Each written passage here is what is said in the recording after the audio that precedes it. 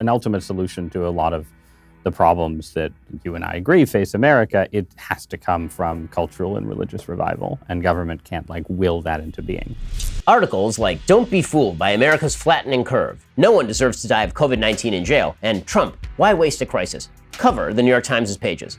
It's no surprise that one of America's most well-known media outlets leans to the left. But a few writers for that fabled newspaper are on the right, voicing their opinion on the Times' pages. Ross Douthat is one of these few, and has been with the paper for the last 11 years. He's made a career of sharing conservative thought in liberal circles. Back in the day, Ross ran his high school newspaper and founded an underground paper with none other than Michael Barbaro, host of the successful podcast The Daily. As a Harvard student, he edited the campus's conservative newspaper and wrote for the Harvard Crimson, and after graduating, rose through the ranks at The Atlantic to be their senior editor. He's now published 5 books. His latest is The Decadent Society, How We Became the Victims of Our Own Success. And twice a week, he writes a New York Times column covering topics like the pandemic and the will of God, are liberals against marriage, what will happen to conservative Catholicism, the age of American despair, often exploring conservatism in the 21st century. In our conversation, Ross tells me what it's like to be a conservative working at the New York Times, his thoughts on adapting conservative policies for populism, and his warnings of America's future in the midst of stagnation and decadence.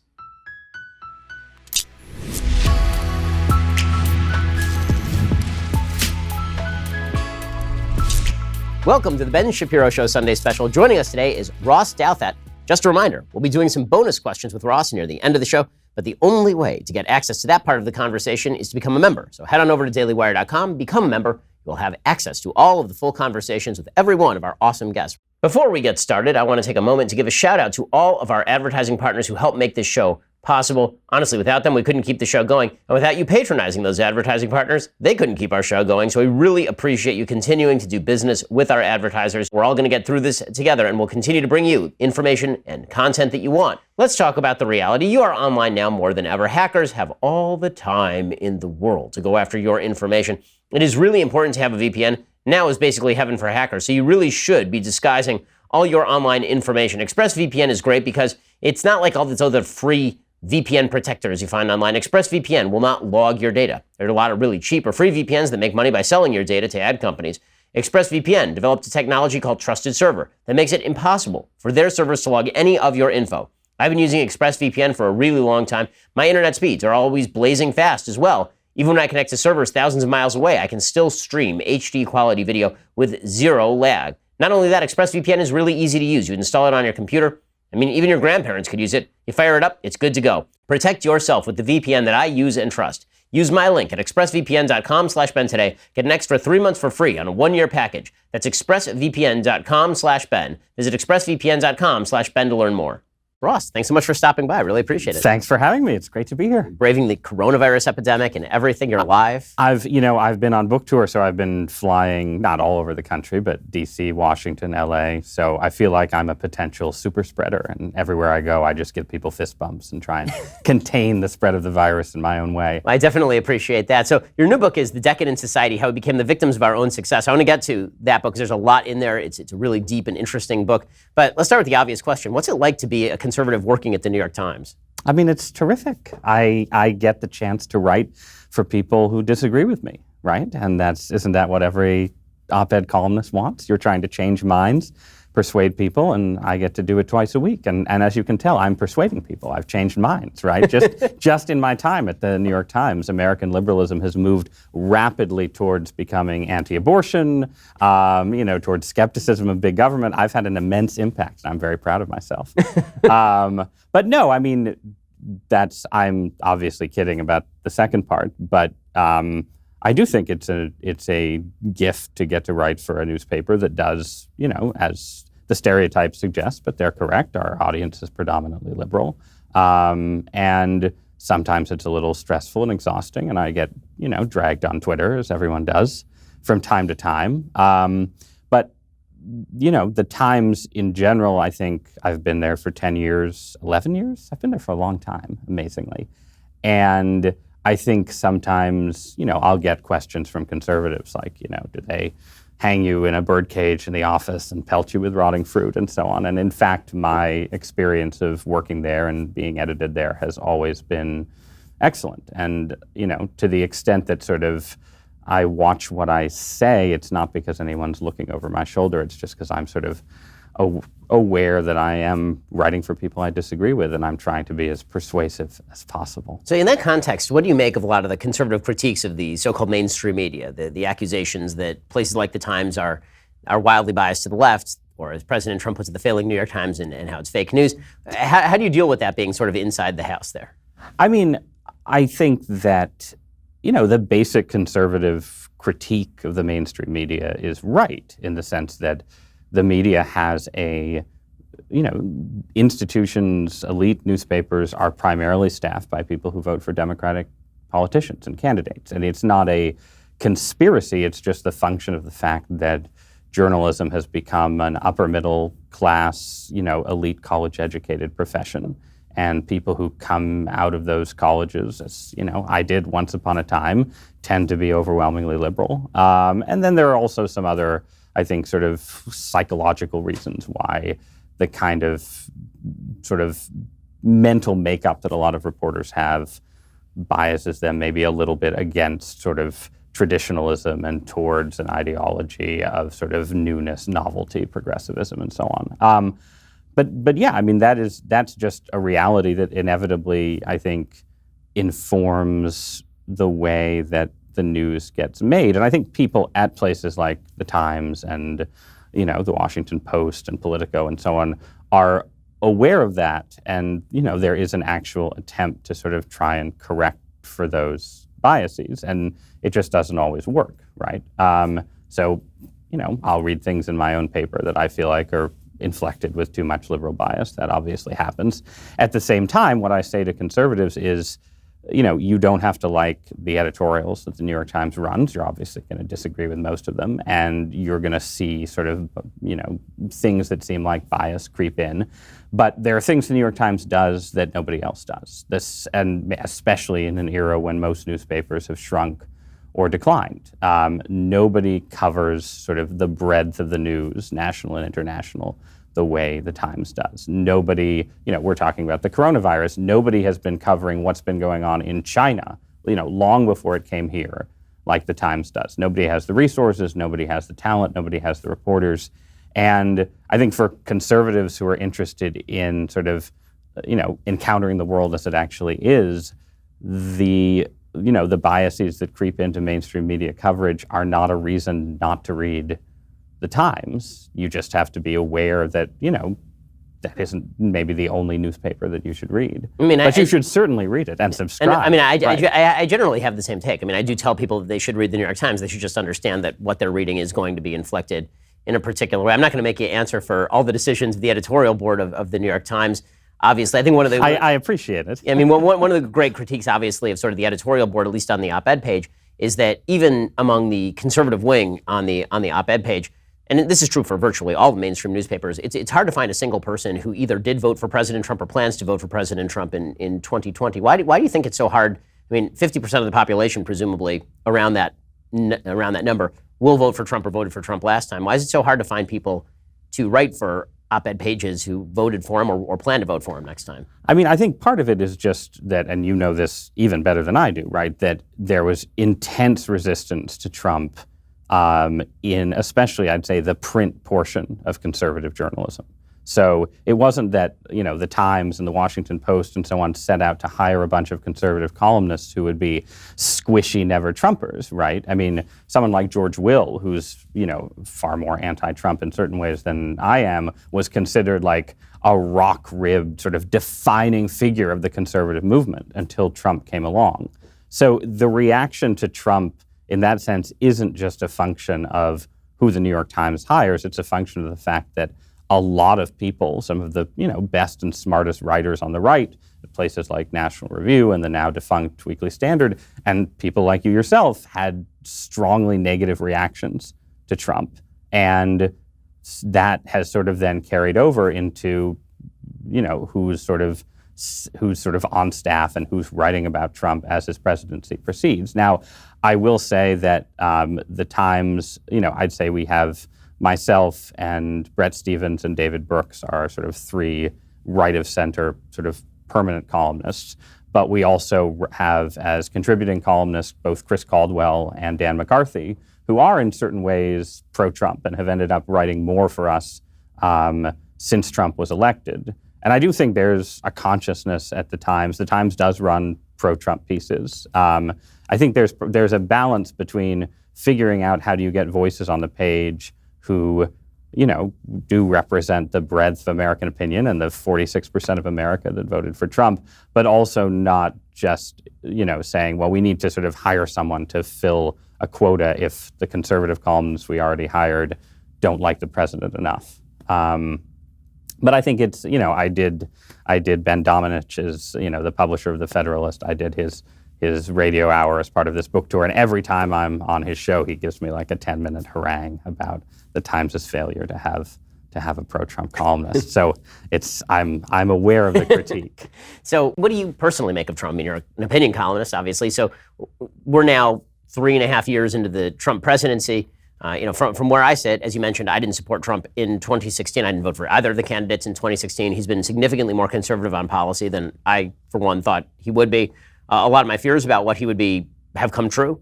Some of them have been, I think, a little bit were overstated in terms of the durability of institutions has been pretty good with regard to hemming in Trump's ability to break those institutions. But some of my fears about the coarsening of American politics or the driving away of young voters from the Republican Party or the Republican Party centralizing around some of the worst instincts that Trump has. I think that stuff has come true. With that said, I plan on voting for him specifically because this is a new reality, meaning the status quo itself has changed. We are not where we were in 2015 or 2016 when we had hoped to foreclose these particular things from happening. Now the things have happened. All of that is now baked into the new reality. And so now the question becomes, do I think the country gets better with Trump continuing to push conservative policy but being Trump? Or do I think it gets better for some reason by electing a Democrat? Would that actually improve the state of the country? So that's sort of my logic. Where are you on President Trump? So I agree with you in part in that, my biggest concern about Trump was actually less ideological because I'm probably a little more sympathetic to some of his sort of populist heresies and heterodoxies than you are. So I was always, mildly comfortable with the idea of a more populist president. I was morally uncomfortable with, Trump's morals, right? But then I also had this basic fear that his level of competence was too low to execute the office, right? And that the world would react to this kind of level of unpreparedness in the American president with a series of sort of tests, crises, and calamities. And that was something that, for the first few years of his presidency, I think I mostly got wrong. I thought the stock market would go down, like my colleague Paul Krugman famously predicted. It did not. I thought figures like Vladimir Putin would be more aggressive in pushing at Trump. And there's been some testing, but in general, in spite of a lot of stumbles, I think Trumpian foreign policy has, the world has been more self-stabilizing than I thought, and Trump has made some decisions that I agree with.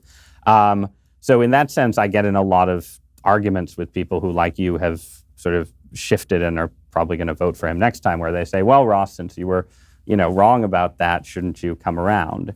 And right now, my answer is sort of conditioned on the fact that, we're kind of living with the coronavirus through the kind of moment that I feared, right? And I'm not sure where the story will be once this airs, so I don't want to be too speculative, but I will say that Trump made a really good decision when the outbreak started in China, sort of against sort of the weight of conventional liberal opinion, to have a travel ban and to sort of, try and maintain some kind of quarantine at the U.S. border.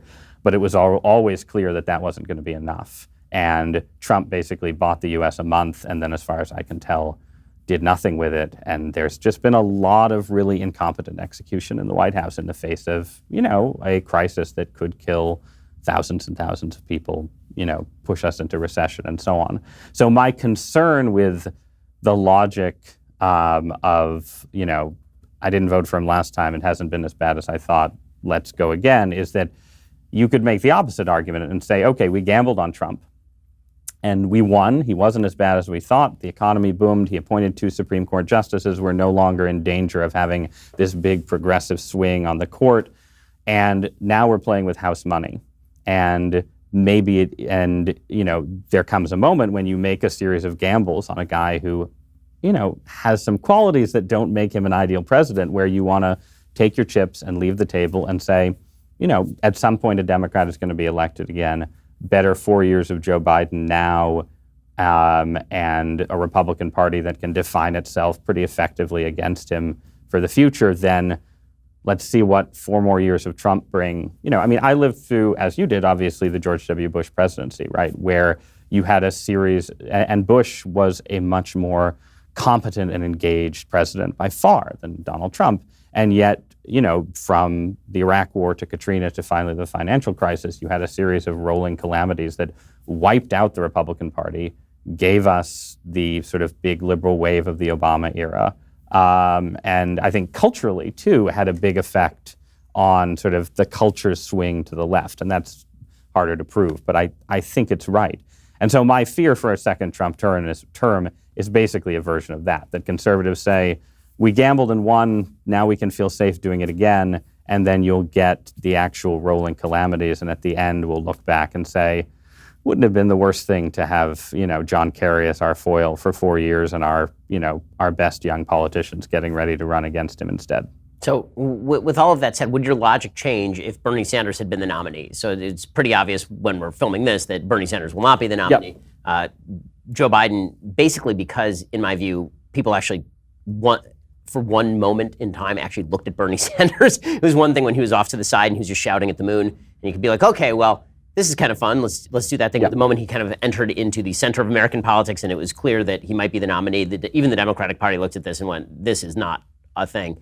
And they shifted back to the senile, the senile near octogenarian who can't string together a sentence. He's obviously less threatening. I mean, Biden is less threatening for the country. I think it's a very good thing that Joe Biden wins the Democratic nomination and not Bernie Sanders, namely because I think it would be horrible for the country if half of the country had to centralize around an anti-American communist. It's much better for them to centralize around they don't like Trump, and here's just an old politician who's been an old politician since he was 29. So the logic that you're speaking makes a certain amount of sense versus Biden, who's basically a status quo candidate. Would it have changed radically if Bernie Sanders had been the candidate? I go back and forth on that, right? So on the one hand, obviously, Sanders is, from any conservative perspective, more ideologically threatening than Biden. At the same time, there are ways in which, because Sanders is an ideological outlier, and he probably wouldn't carry lots of down ballot races with him. The Democrats would be less likely to win the Senate. You could imagine Sanders being actually a much weaker president even than Biden, and I expect Biden to be a pretty weak president too. And oddly, I think and this is, goes back to our mild disagreements, but I think if you're a populist conservative, a Biden presidency is better for you because Biden is like Mr. Status Quo, Mr. Return to the Obama era, Mr. Making deals with China, Mr. Soft corruption in his family. And it lets the people who want to continue some form of Trumpism sort of pivot off that. But if I'm Ben Shapiro and I want the party to sort of swing back a little more towards Reaganism and limited government, then actually a Sanders presidency is the better foil in certain ways. And I think there's an argument for Shapiroism, right? That a weak and constrained socialist in the White House is actually what you would need to get the Republican Party back where you want it to go. I think that argument exists. My fear is that just for the country, it would be, listen, I'd mint money if Bernie Sanders were president, but you would literally build your own mint. This is correct. I would be stocking up gold, like the whole deal. But with that said, the great fear, of course, is that for the Republican Party, you always center around the person who is the head of the party, and that becomes yes, there would be a better foil for Republicans to work off of, but that foil would also now represent the heart and soul of the Democratic Party in a way that it's not clear that full-on anti-American socialism does at this point. I don't think that Joe Biden has a knee-jerk dislike of Americanism in the same way that Bernie Sanders does. I think Bernie Sanders is basically an old communist fellow traveler, and he has yet to identify a thing that American foreign policy has done right. He's Howard Zinn, just alive. And Joe Biden is basically, a softer version of Barack Obama, but dead. Yeah, I mean, Sanders in foreign policy would be. That's what frightened me, honestly, the most. Domestic policy, he wasn't going to get. You would get a more sort of withdrawalist approach to foreign affairs. You would get a little more moralism in the sense that Sanders, because there isn't a. I mean, if you want, weirdly, the most pro-communist figure in the Democratic field in terms of what communism is now was Michael Bloomberg, who couldn't find a bad thing to say about the Politburo, right? So if you get Sanders in, Sanders would talk probably more than Trump about human rights vis-a-vis Russia and China, but he would also give Russia and China more space to maneuver on the global stage. So in a second, I want to get into what you've described as Shapiroism versus maybe Douthatism. There's no Douthatism. I'm just, I'm a neutral observer of all. We'll posit one in a second. Yeah. But first, let's talk about the reality of life. It's pretty unpredictable. Who could have predicted anything that's going on right now, say like 4 months ago? But one thing you definitely can't predict is the path of your future life, which means that you need life insurance if you are a responsible human being. Policygenius will help you get the life insurance that you need by competitively pricing the life insurance policies out there and helping you find the very best life insurance for the best possible price. Policygenius will compare quotes from the top life insurance companies in one place. It takes just a few minutes to compare quotes from the top insurers and find your best price. This doesn't just save a lot of legwork. You could save $1,500 or more a year by using Policygenius to compare life insurance policies. Once you apply, the Policygenius team will handle all the paperwork and the red tape for free. They're in contact with the life insurance companies every day, monitoring developments, helping customers navigate every single step. So, if you're one of the many people looking to buy life insurance right now, but you're not sure where to start, head on over to policygenius.com. Policygenius will find you the best rate, handle the process completely. You can stop worrying about life insurance and go do something fun. Instead, go check them out right now at policygenius.com.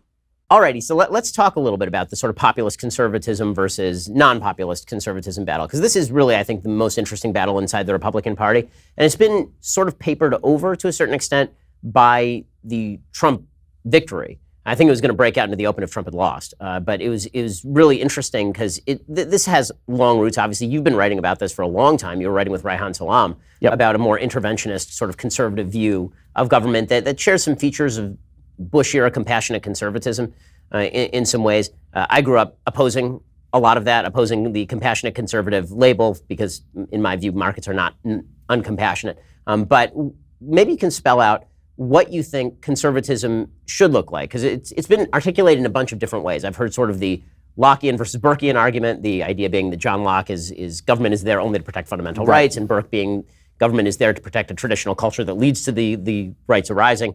I've heard this sort of Kirkian argument that conservatism is more an attitude than a set of policy prescriptions or even a philosophy. And how would you describe sort of the conservatism that you'd like to see? I mean, I guess I'd frame it this way, right? Which is that conservatives should support free markets because free markets are efficiency and growth maximizing structures. But free markets are not always maximizing for every human good. And I think there are certain social goods in American life that over the last 50 years, as cultural conservatives have been arguing for a while, have started to crumble, meaning that, sort of the two-parent family is in decline, religion is in decline, sort of social engagement and community joining and so on, all of these things are in decline. And on the one hand, there are limits, obviously, to what government can do. Government can't start a religious revival. Government can't make you love your wife, and so on.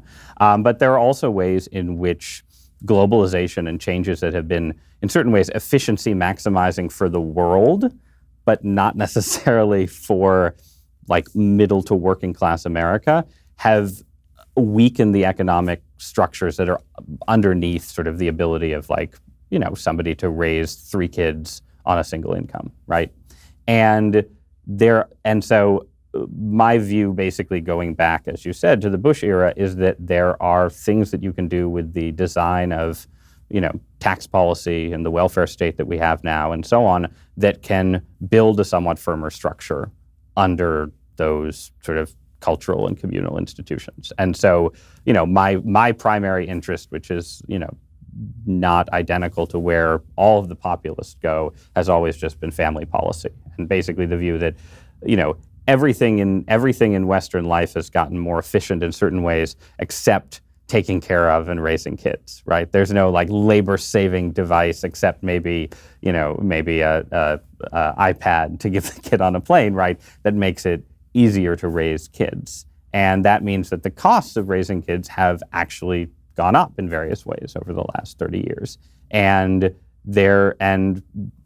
birth rates have obviously gone way down. And including in the US over the last 10 years. This is something that wasn't true back in the early mid-2000s in the Bush compassionate conservative era. You could still say that America was a birth rate outlier, and now it's not. So with all of that in mind, I basically support using government power to do more to support families, and that can take the form of tax credits, it can take the form of child allowances. I'm basically in favor of proposals that are totally neutral between working parents and stay-at-home parents, so I'm very against universal daycare and pre-K. I think there's room probably for a little more family leave policy, but mostly I just want to give families of young children more money. So that's that's my version of the larger populist thing. But then there are obviously, whether it's someone like Orrin Cass or Tucker Carlson most famously, who, argue that we should go beyond this and basically have a kind of industrial policy that focuses on building up American industries. And I'm not all the way with all of those ideas. I do think, though, that there are reasonable points, again, particularly in the context of like the coronavirus thing, right? Where, the sort of pure free market view says, well, look, the most efficient thing is to have all of our factories in China because that maximizes our GDP and maximizes China's GDP, and we all get rich together. But there are also some reasons why it's not good to export your entire industrial base to China when China is ruled by a mix of communist and fascist dictatorship, and two, China is totally vulnerable to things like this pandemic, where suddenly you can have a shutdown in the global supply chain, and we can't even manufacture, the N95 masks that you're supposed to put on your faces. So that has made me, I'm a little bit agnostic about the industrial policy stuff, but the coronavirus thing has made me a little more open to the idea that, again, public policy should say, look, there's a national security interest in not totally deindustrializing the United States.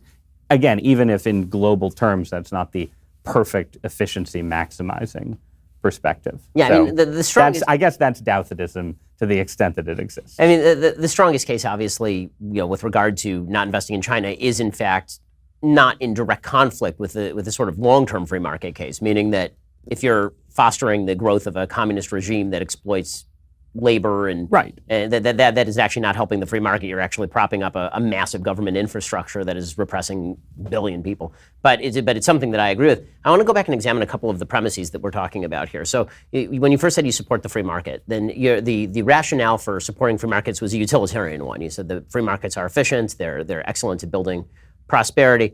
Folks like me, I've suggested that free markets are not just good in that they are utilitarian. Free markets are good in that they are inherently moral, meaning that you own property as an individual human being. It's a Lockean argument, essentially, that as an individual, you have a right to the property that you create, that people do not have a right to take that away from you in the name of broader communal interest, and that the general notion of being able to violate somebody's consent because you have higher priorities through a simple majoritarian vote is a violation of individual rights. My great fear with sort of arguing for the market in utilitarian terms is that you're correct in the sense that you can always argue different forms of utilitarianism. What's more utilitarian, a higher GDP or more working families? If you believe that the market is working in direct opposition to that, which I'm going to get to in a second. I'm not sure that that's the case from what you said. But what do you make of the moral argument for markets? Because some people say they're two cheers for the free market kind of people. I will count myself in the three cheers for the free market person. I just think that the market doesn't do everything that people want it to do. The market isn't the end of the human need. Markets are great at what markets are supposed to do, allowing me to keep what I build and alienate that which I build and alienate my own labor, allowing me to create more prosperity. And then there's an entire other side of human life, which is the spiritual need, which is not going to be filled by materialism no matter what you do. And that leads to sort of the second question. I don't mean to dump all the questions at once, but I can answer them all. It leads to the second question, which is, the sort of common good conservatism has suggested that it's the markets that have worked in opposition to family that has driven childbearing rates down, that has broken up families. I would suggest that government interventionism over that same period has been extraordinary. That government is far larger now than it was in the 1930s, 40s, and 50s when family structures were far more intact. That the welfare state, there's a solid case to be made that it had horrific impacts, particularly on black families, and that the problem here is trying to solve a cultural problem, namely the decline of religion, with a government infrastructure that is not designed to fill that gap. So, I mean, yeah, I am more of a two cheers for capitalism guy, which doesn't mean that I reject the moral case that you make. It's more that I think that in the real world, it can be hard to separate out the forms of capitalism where, you are achieving something that is sort of your personal achievement alone, and where you are embedded in structures that make that kind of achievement, less. I mean, this is going to sound, a touch like the "you didn't build that on Elizabeth Warren" stuff, right? Which is, and I think there are bad things about those arguments, but what's bad about those arguments is that they discourage people from being entrepreneurial, that it is good for people to believe that they can build something and that it is something that they have an ownership stake in, and they do, right? And, human creativity is an incredibly important part of all of the great things that capitalism has done. That being said, like if you, inherit $5 million from your father, right, it's not clear how that fits into the Lockean paradigm exactly of, that you deserve everything you earn and so on. And similarly, and this is something that libertarians don't disagree with at all, right, but the structures of crony capitalism and the linkages between government and business and so on make it, if you're looking at a given society, it's not always easy to say, he deserved that, she didn't deserve that. There's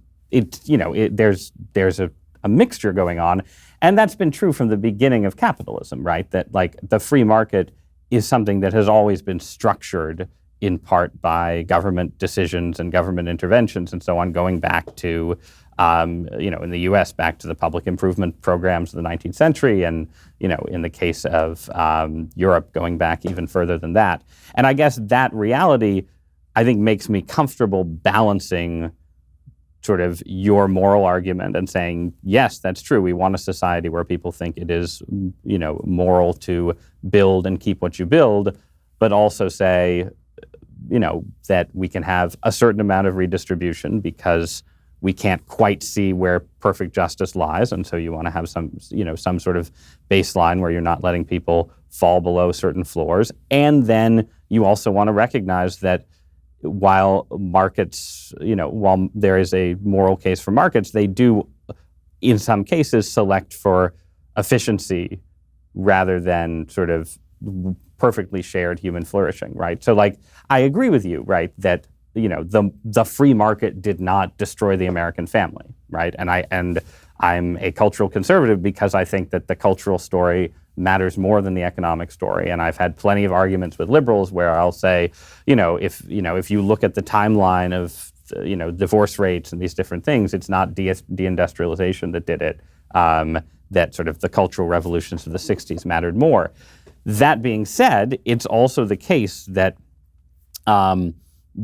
the shift from an industrial to an information era economy has been very rewarding for highly educated Americans and less rewarding for people who would have done better in the industrial economy. And that's not a sort of moral failing on the part of factory workers who just need to, learn to code, right, or something. And so, when something like that happens, there's room for policymakers to say, how can we, one, preserve the utilitarian gains or the utilitarian advantage of the free market, two, avoid creating a society where people don't accept the moral case that people should be able to be entrepreneurial and keep what they build, but also figure out how to avoid ending up in a country where you have a sort of depopulated, drug-addicted hinterland and, these sort of rich urban cities where everyone has college degrees and is clustering, but no one can afford to live there and nobody has kids, right? And there are libertarian responses to that, right, that are sort of reasonable, sort of build more housing stock, right? I mean, it's not, I think there is a version of libertarian populism that would accomplish some of the policy goals that I want to achieve. And some of the people like Tucker and others, when they talk about the rising cost of medical care or the rising cost of education and so on, there are libertarian policy proposals that would help reduce those costs and make things easier for families. But yeah, I'm also perfectly comfortable, as was Friedrich Hayek, right? With the idea of a certain amount of redistribution. A lot of the original sort of founding fathers of libertarian conservatism were not sort of full tilt boogie Ayn Randians. They said, we need a certain amount of, we need a certain kind of welfare state to sort of maintain people's commitment to capitalism in certain ways. And I think that's right. And I think, at various points in time, you want to redesign the welfare state you have. I mean, just to take one very small example, right? So in the 1990s, you mentioned the perverse effect that anti-poverty programs had on family formation, on, encouraging teen pregnancy and so on. That was sort of the conservative argument in the 80s and 90s. And conservatives, along with Bill Clinton, passed welfare reform, and lo and behold, teen pregnancy went down. And liberals don't think that the welfare reform led teen pregnancy to go down, but I think it was probably one factor, and that was a conservative policy victory. But here we are now, 25 years later, and our social challenge isn't a skyrocketing teen pregnancy rate. It's the fact that people aren't getting married and aren't having kids at all. And in that situation, I'm worried less about, the perverse incentives of spending, if you spend a little more money on families, maybe some people are more irresponsible with what they do with that money. I'm less worried about that in this moment than I would have been 25 years ago. And I'm more of the view that, if you encourage people to have more kids, I'd rather have a society where there were a few more out of wedlock births if we were getting the birth rate up generally. So I think you want to be adaptive in the way you apply conservative policy. And I think what's good about the populists, allowing for errors and so on, is that they are trying to be adaptive. They're saying, well, why did Donald Trump get elected? How did that happen? Why didn't Ted Cruz's arguments carry the day with Republican voters? Well, let's take our voters seriously and, look at things that went wrong. Let's look at things we predicted that we were wrong about, where we thought that, opening trade with China would, produce many more winners than losers, and in fact, it produced some real concentrated job losses. What can public policy do about that? So I think there's room for that without, casting Adam Smith and John Locke into the outer darkness, right? So in a second, I want to ask you about the differences in culture versus sort of government policy.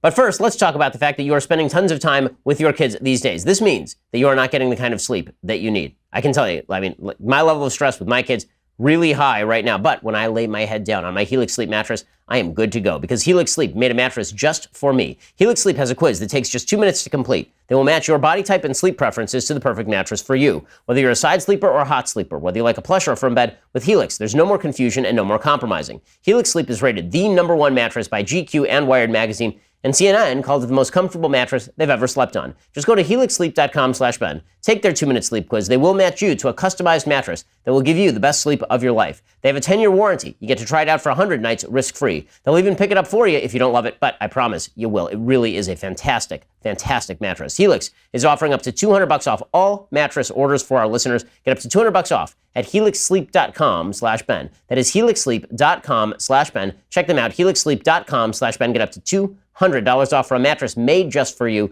helixsleep.com/Ben. Get up to $200 off. So let's talk for a second about the differences between sort of culture and economics and what they can do. So one of the reasons that I can afford to be quite libertarian about, what I think government ought to do is, first, there's the affirmative argument, which is that I'm very much afraid that there's not a limiting principle to government should do X to support families and government should just do X, period.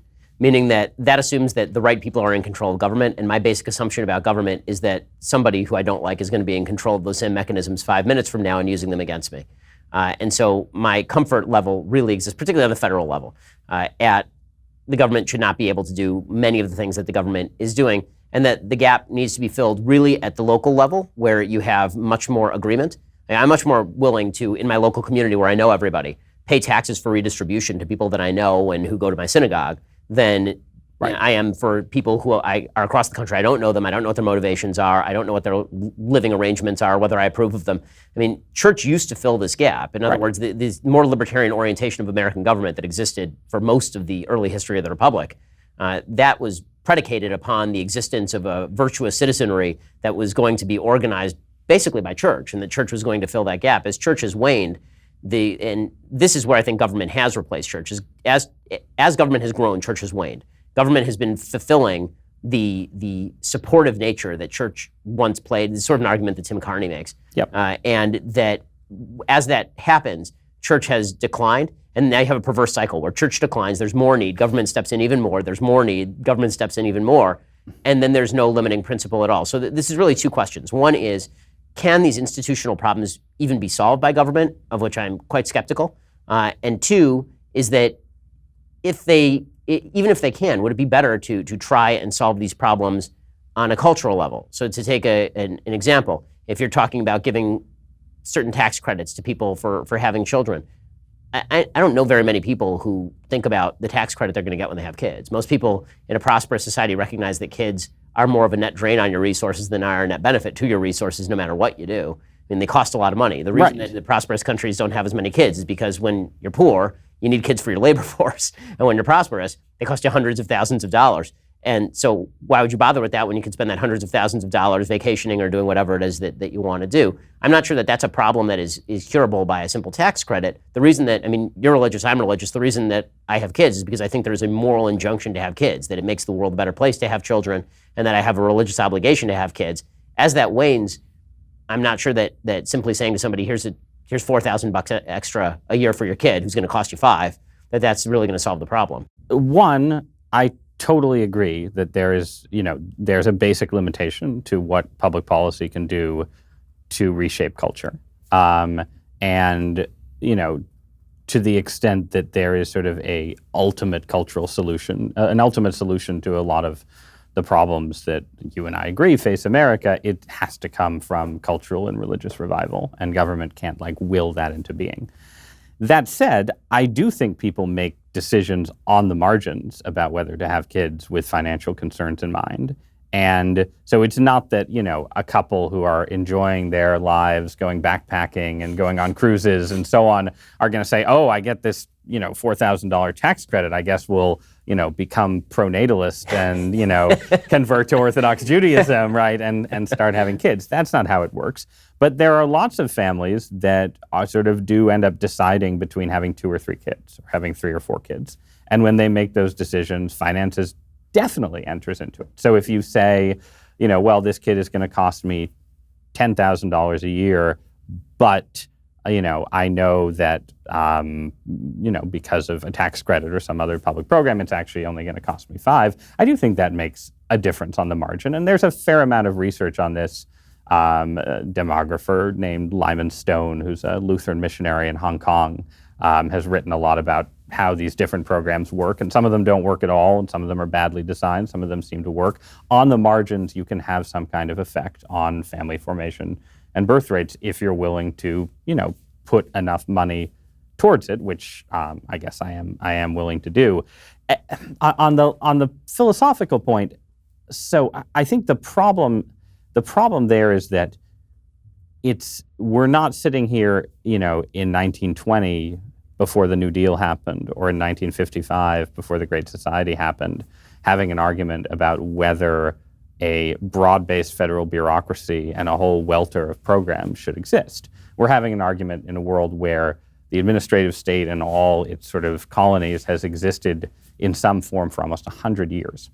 And the problem for conservatives who say, well, it shouldn't exist because I want there to be a limiting principle, is that you're only limiting yourself, right? I mean, I think that's what, if Sohrab Ahmari were sitting here talking to you, and I'll try and channel him, he would say, well, all you're doing in this case is, for philosophical reasons, tying one hand behind your back and saying, well, I don't want the other party to get in power and have these powers, but the other party has those powers and is using them when they're in power, right? When a liberal administration is in power, it does not hesitate to find the intersections of government power and cultural power, as the Obama administration did, for instance, all the time in its second term, in the creative ways it used Title IX and so on to push private universities to do things and push state governments to do things that advanced various forms of the progressive agenda. That's just reality. And I think the problem for social conservatives especially is that if you just say, we want there to be a limiting principle, so when we're in power, we're not going to push hard for things that we think help, our vision of the good society. What happens with Republicans is not that Republican politicians say, oh, that's great, we're going to have an austere libertarianism and Justin Amash, will set the agenda. Republicans say, okay, well, we've got some business groups over here that are very happy to take federal money, and you just get, under Republicans, a sort of ill-thought-out crony capitalism, and you end up with a Republican Party that has the rhetoric of libertarianism and the reality of sort of just serving business interests. And this is sort of my attempt to bridge the gap between populists and libertarians. The populists say the libertarians control everything and free market fundamentalism rules the Republican Party.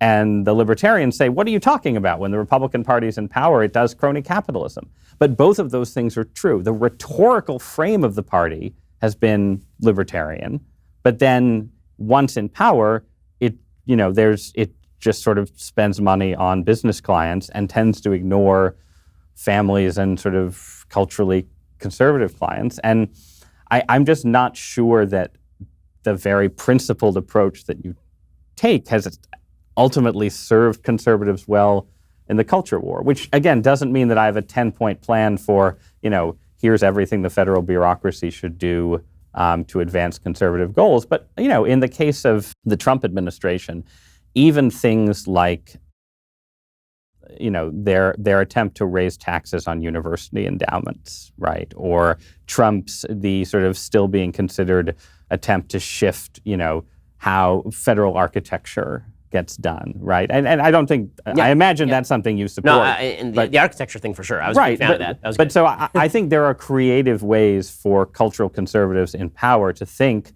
a little bit, how do we weaken institutions that are our foes and strengthen groups and cultural forces that are our friends? And it doesn't have to take the form of, spending a ton of money on something, but it does require a certain creativity about the uses of power.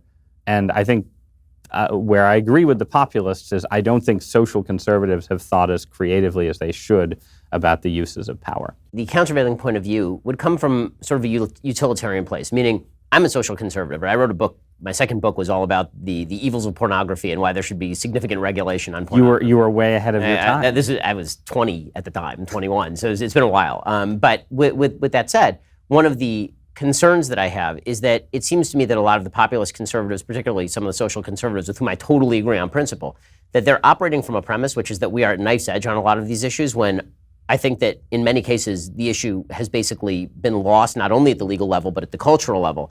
And so arguing that the government should be used in order to do X that I like, that while I may like that, well, that may be nice, and while the left may do exactly the reverse to me, if it's just a question of whose ox is being gored, the reality is that my ox is likely to be gored a lot more often than the other guy's ox is likely to be gored. And not only that, if the country basically just becomes a raw battle between two competing poles of power who are just going to gore each other, that the country actually doesn't have a future, that there's no way for us to live together, because at a certain point, one of those groups is going to become the permanent minority. And then the question is going to become, well, why do I stay in a country with this other group of people who are cramming down their version of policy on me, when it's possible that Republicans, by taking the government out of the equation, in some cases, have actually allowed more room for cultural conservatism to thrive, meaning that when people don't feel threatened by cultural conservatism, when they don't feel that cultural conservatism is going to come along with the power of the government gun and compel particular activity, it's easier to make a case like, leave my church alone. And people say, okay, well, you're not trying to force anything on me, so I guess I'll leave your church alone a little bit more than, okay, well, my church is really important to me, and it's so important that when we get power, we're going to reverse Obergefell and we're going to pass a federal marriage amendment. Like, right, which is not going to happen. Yeah, right. and I agree that there's a certain overenthusiasm, maybe. And it could drive a reaction, is the point that I'm making. It's sort of the same point that you were making about Trump could drive a reaction that pushes everybody to the far left in the Democratic Party. the cultural conservative point is, if you say, I'm going to use the government to come after things that you like, and then they say, okay, well, when we get power, so far we've basically left the churches alone, but now we're going to go full Beto O'Rourke. We're removing all 501c3 status from every church that doesn't satisfy our priorities on same-sex marriage. Like that brings the entire country virtually to the point of open warfare. I mean, I famously said, Beto can't come take my kids. It's not a thing that I remember. I remember that got some attention. Yeah, I mean, I think so. I'm pretty sympathetic in certain ways to the case for de-escalation, and I wrote a lot after Obergefell about sort of, how do we figure out pluralism, right? How do we figure out a way for religious conservatives to sort of be respected as a minority in a society that has changed, and how do we live together in peace and so on. I will say that I didn't feel like I got a ton of take up on those arguments from my liberal friends, and I think part of what the social conservatives are reacting against too is the speed with which we went from same-sex marriage doesn't affect your marriage, and it's just a sort of expansion of freedom. This I agree with, obviously. Right, to, substantial, what Or would shutting have been down your seen church as, or your synagogue, yeah. Right, substantial infringements on religious liberty, and infringements contemplated further, where, O'Rourke is like sort of doing the full, tax your churches and take your guns kind of liberalism. Although the fact that O'Rourke and other candidates like him didn't actually go anywhere in the end maybe is a sign that that some kind of cultural truce is more possible. But no, I go back and forth. I think there's definitely an argument for cultural de-escalation that is not where the sort of younger religious conservatives are right now. I think the challenge for Republicans, though, in sort of managing all this is figuring out, where they can deliver actual victories to religious conservatives too, right? Because if you say to religious conservatives, well, we're never getting rid of Obergefell, we're never having the federal marriage amendment or anything like that, religious conservatives can say, okay, I can live with that, but, what I've given blood, sweat, and tears to get justices on the Supreme Court, and at least they're going to create more space for abortion restrictions, right? And so, this is sort of the unanswered question right now of the Kavanaugh appointment, and sort of where does the court end up going on abortion, right? And if we go through another 5 years where the sort of Roberts and Kavanaugh between them sort of, at best maybe chip away a tiny bit at Roe, I think you're going to have a lot of religious conservatives who say, why did we fight so hard for Kavanaugh while Susan Collins was telling everyone he wouldn't overturn Roe? We're going to impose firmer litmus tests on judges that are more ends-based, more outcomes-based, more like what liberals impose. So I think that's like a zone where you can imagine, I think, religious conservatives justifiably saying that this whole system has not worked out well. In that area, I'm in full sympathy. I think that there should be plain litmus tests when it comes to Supreme Court justices from the right. The left is not shy about this, but it's not even because the left ain't shy about it. I think that originalism does lead to particular results, and one of those results is that Roe is a bunch of crap, and pretty much everybody who has studied Roe as a legal matter, right, left, and center, and is honest about it, recognizes that whether you like the outcome or not, Roe has absolutely nothing to do with the Constitution of the United States. You may like the outcome, but to me, there are a lot of, it was one of the interesting things about sort of the populist versus non-populist fight on the right is how much miscommunication there is.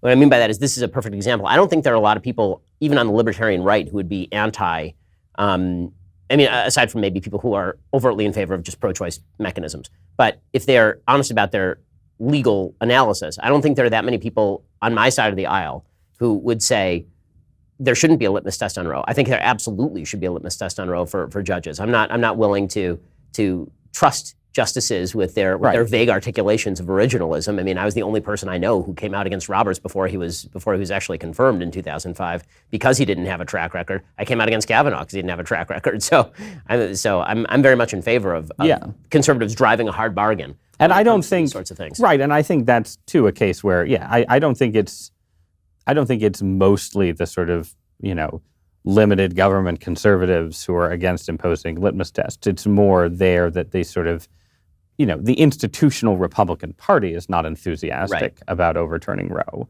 And that in turn creates sort of pressures where it's easier for Republican justices to give, the Federalist Society a little of what it wants on Chevron deference, than it is to go further on Roe. Although, to be honest, even on the sort of administrative state stuff, I think you may get less from this court than some conservatives want or expect. So I do want to ask you about where you think the Republican Party is going post-Trump. But first, let's talk about how you can save money at the post office right now. Well, number one, don't go to the post office. Number two, go to stamps.com, because anything you can do at the post office, you can do at stamps.com. Their on-demand postage means you can skip that trip to the post office and save money with discounts you can't even get at the post office. Here at Daily Wire, we've been using stamps.com since 2017. No more wasted time, no more schlepping boxes over to the post office. Stamps.com brings all the services of the U.S. Postal Service direct to your computer. Whether you're a small office sending invoices or an online seller shipping out products, even a warehouse sending thousands of packages a day, Stamps.com handles it all with ease. You can simply use your computer to print official U.S. postage 24/7 for any letter, any package, any class of mail, anywhere you want to send it. Once your mail is ready, just hand it to your mail carrier or drop it in a mailbox. It's that simple. Plus, you get 5 cents off every first-class stamp, up to 40% off shipping rates. Not to mention, it's a fraction of the cost of those expensive postage meters, no equipment to lease, no long-term commitments. This is a no-brainer. It's no wonder 700,000 small businesses already use Stamps.com. Right now, my listeners get a special offer. It includes a 4-week trial plus free postage and digital scale. No long-term commitment. Just go to Stamps.com, click on the microphone at the top of the homepage, type in Shapiro. That is Stamps.com, enter Shapiro. So post-Trump, where do you think the party goes? Because that's really what we're talking about here. Because Trump has papered a lot of this over with the rubric of just being anti-left. And that may be sort of the future of the Republican Party, is you just oppose the left and hand out a tax cut every so often. But hasn't that been the Republican Party for most of our lifetimes in certain ways? Yeah, it has. And I think that you could easily see that accelerating. But as we sort of move, presumably at some point, into a future where it's non-octogenarians running against each other, where do you think that the Republican Party goes? Do you think that it sort of reverts to the social conservative populism that you're talking about? Do you think it moves in a more libertarian direction? That's been sort of the great battle, I think. Yeah, I mean, I think that, so one, as I said earlier, I think a Bernie Sanders presidency would probably produce more of a libertarian swing, and a Joe Biden presidency would produce more of a populist swing. But I think generally in sort of demographic terms, the Republican Party has less of a sort of naturally low-tax, limited government base than it used to. And its coalition consists of religious conservatives, many of whom are probably somewhere in between the two of us on these issues, and then a lot of the sort of more secular working class voters who were moving into the coalition before Trump, but that's obviously accelerated. So that means I think that, some form of populism is going to be with us for a while, and the question is, what form does it take, right? And this is not a new thing. I think that every Republican president comes in and ends up, being a little more activist and interventionist in government policy than you would like. And so I think if I had your views, I would be spending a lot of time thinking, what's the least bad form of activist government, right? Is it, what George W. Bush did was very focused on education and poverty, right? And whereas what the populists now want is more focused on family and industrial policy. So those are two different ways of compromising your libertarianism. And it's, since politics is the art of compromise, it's worth thinking, for more libertarian conservatives, it's worth thinking about, which of those is better? Would I rather have compassionate conservatism come again, or would I rather have Josh Hawley and, his sort of like war on Silicon Valley as the thing in my party that I don't love, but I have to live with? Let's talk about kind of the state of the country overall, because while we're having this argument, are we just shifting around the deck chairs on the Titanic a little bit? So in your book, The Decadent Society, you finally get to pitch here. Are we a decadent society? So you give a definition of decadence, which suggests economic stagnation and a certain level of cultural stagnation. I'm sympathetic to the argument, honestly. More sympathetic on the cultural stagnation than on the economic stagnation. I think there are a lot of buried elements of statistics that tend to suggest that lifestyle has risen fairly dramatically, actually, over the last 3 to 4 decades, including the amount of space that we live in. I think we definitely have bigger houses. We have bigger houses. We have nicer things. We are working fewer hours on the job than we ever have, really.